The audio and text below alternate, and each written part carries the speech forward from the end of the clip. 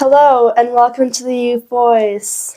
This is an introduction to our podcast, and we hope you guys enjoy. In this episode, we will be doing a bit of a synopsis of the podcast and a small interview with our special guest, Kaz.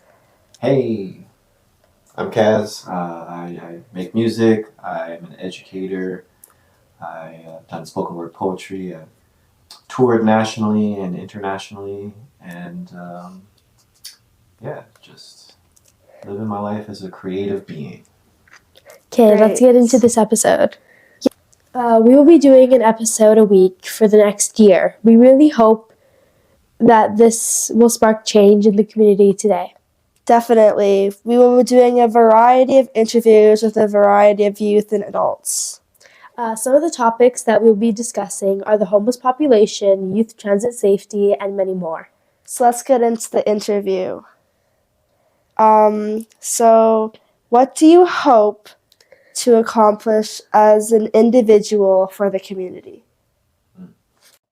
So I think that my individual offering to a community is trying to connect the community. So yeah, I think that a lot of people they concern themselves maybe too much about like what an individual feat looks like within a community, but that's not really how a community works. So if that's sort of the first thing you're looking at, the first thing you're thinking about, I find that it's likely the community, whatever the community thing you're trying to build is, can be like unstable. If that's what people start with. So for me, and understanding that my individual skills allow for people to come together and have dialogue over whatever the topic is. So I try to choose topics that the community people are talking about, that's maybe not being discussed, and I make art around those things so that they're things that can kind of glue the community together. So it is an individual skill set that I'm offering, but yeah, I don't think that it ends up being an individual thing. It's some is not individual. What have you already accomplished within the community? I don't know that is also a question I can answer. I think that that's a question your community answers. So I can say that I feel my community honors and allows, like they like to showcase my ability to be a spoken word artist. They come to me for writing grants, getting funds together, because those are oddly enough similar art. Like the art of convincing someone to give you money is similar to the art of convincing someone to give you good scores in a poetry competition. It's a weird thing. So like those are things that I know my community champions of me. I would say making beats, making music, helping studio setups. Portable studio setups are something I enjoy helping people with, because I think it can be inaccessible to just have a studio somewhere else. And now people got to go all the way over there. There might be, you might have kids, you might have things you got to do in between. So it can be hard to get out and get to the studio. So I do enjoy helping people set up their home setups as well. What matters most to you and your community? What matters most to me and my community? So I think the things that matter the most to me and my community is that people are communicating and are communicating in a way where they're taking the time to truly listen to each other. A lot of communication now is one-sided, so people are almost just waiting for the other person to stop speaking so they can say what they want to say, instead of like, let me add to the thing that you said. So yeah, I would say being someone who speaks for a living a lot of the time, it's almost a pet peeve when people are not allowing each other to speak or aren't listening to each other and still trying to like accomplish something. It's like, yeah, it's tough. What is working well in terms of tackling community issues? think that longevity, if that's something that can be included in what works well, like I think things can work well for a short time, but that doesn't necessarily like in community work, it's a long run thing. So having longevity is what makes it real. You know, if it was something that just lasted in the summer and then it never comes back again, it's hard to really be proud of it or champion it. Was that answering the question? Yeah, I think so. What challenges have you faced? Challenges would also probably be like people's commitment. So within that longevity conversation, having people who there's a lot of people who think they want to do community work, and when it comes down to actually doing it, that's a whole new thing. And you have to respect it too. You know, like I can't be like, "Ooh, you're less of a community worker because working with homeless people freaks you out." You don't know until you try doing it. And I think the challenge has been matching or helping people give the closest approximation of what they're in for, if that's what they choose to do. And there's so many things you can do in community. People view community though as like this really heroic stuff.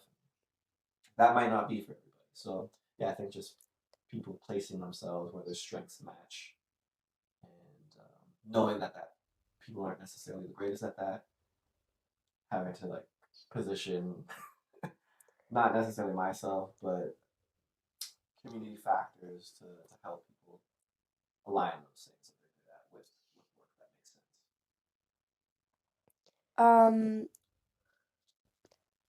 How can you get involved as someone who wants to get involved in like what you do? So community work is as easy as just knocking on your neighbor's door, maybe introducing yourself. I think a lot of what we now understand as community isn't really community. So like an online community, for instance, um, it's different than a real community. So I'm someone who's older. I existed in a time where people just dated. So, you know, if you were like single and you're like, I'm lonely, I'm single. You had a friend who was like, I think I might know somebody who you might get along with. And you then go on a date with that person. And if you didn't like it, you didn't go on another date with that person. But there wasn't really like a thing such as like ghosting. That didn't really happen.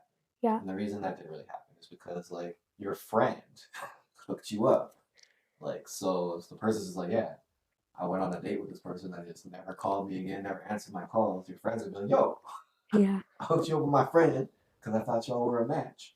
And you just completely ghosted them, which is avoiding accountability. So when you look at the online dating is just swiping. And though they're both called communities, there's no accountability when you're swiping. If you send someone a message, you want to date with them, you can disappear and never talk to them ever again. And they'll never find you, and that's how it goes. And people know that. So I think that yeah, community is more simple than it is complicated. And getting into it is as simple as just knocking on a neighbor's door saying, hey, I'm your neighbor. What are you interested in? Hey, we share the same plot of grass right here. Should we decorate it? Oh, who knows? But it's simple. It's not hard. It doesn't have to be. What do you advocate for? I advocate for mostly what is called just marginalized people, which is a huge drill down situation. So marginalized generally means the least heard or least taken care of in society, least represented in society. So I've learned like, you know, moms are really marginalized. Uh, they don't like in my mind how I just you know how I kind of separate the two is like how often do you see like someone able to represent themselves as a mother in the public eye? How many things are built for mothers? Huh. How many advocates do mothers have when it comes to politics? So the people who have the least representation, so that can be people of color, and then there's also a whole categorization within people of color. Black people are usually the most marginalized within the people of color aspect, but then there's things that overlap. It could be like someone who is disabled. That's another, and then you can be disabled and POC, person of color.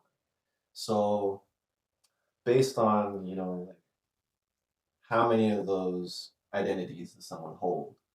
Are they queer, disabled, POC, black, right? Like that person is going to be the person that I'm going to, for the most part, try and I'll say that part again. So there's space.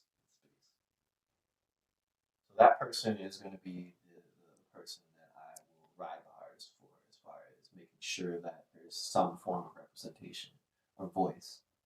And I gotta also be very conscious of not trying to represent that person, because that's something that happens with people. You're trying to help, and they end up taking up that voice. I'm making sure that I'm creating a platform for the voice, or at least telling people who are part of my groups, social groups, that there should be voice given. Great. What are you currently working on that obviously you can talk about at this moment? I'm working on a few things. So this is my first time working on art again since the pandemic, and I've decided to get back into music. So I'm working on a project called Meme, which stands for Most Edmonton Music Ever. And that's a project completely trying to like capture those voices and capture things people don't talk about. And a lot of it has to do with this neighborhood.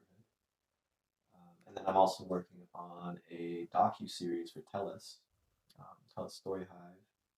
And that one is called Who Stole the Rhythm Out the Rink? And it's a roller skating documentary that follows a roller skater and the roller skate scene. My dad was a roller skate DJ back in the 80s. And I've found it's really hard to find spaces to skate nowadays, which I'm doing just some video on like why is it so hard, what happened in between the 80s and now, where there's no rinks, where it was like there was 4 rinks in Edmonton at one point. So learning as I go along, and also wanting to share those stories, because it is about space ultimately. Like, why is it suddenly that space is not accessible to people who have roller skates on? But yeah, those are the 2 main projects I'm working on.